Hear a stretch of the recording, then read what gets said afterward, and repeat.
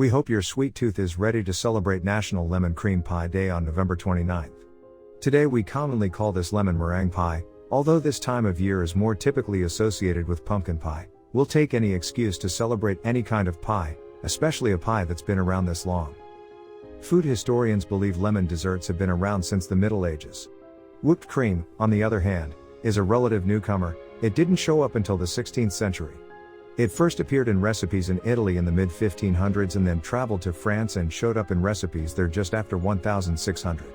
Somewhere between then and now, someone had the brilliant idea to marry them together in a way that's basically sunshine baked into a pie dish. While lemon custards, puddings, and pies have been made since medieval times, meringue was perfected in the 17th century. Lemon meringue pie, as it is known today, is a 19th century product.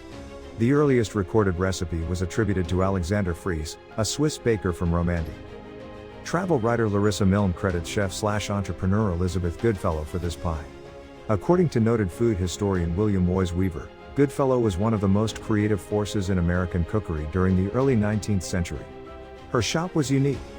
Unlike the many bakeries that supplied bread and daily baked goods, Goodfellow's pastry shop provided elegant cakes, pies and sweets for Philadelphia's high society parties.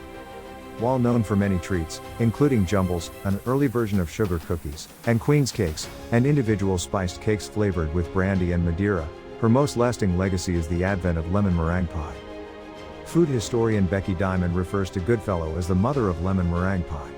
Lemon pudding was considered one of Goodfellow's signature creations. She is credited with several varieties, whether served alone, or in a pastry crust as a pie.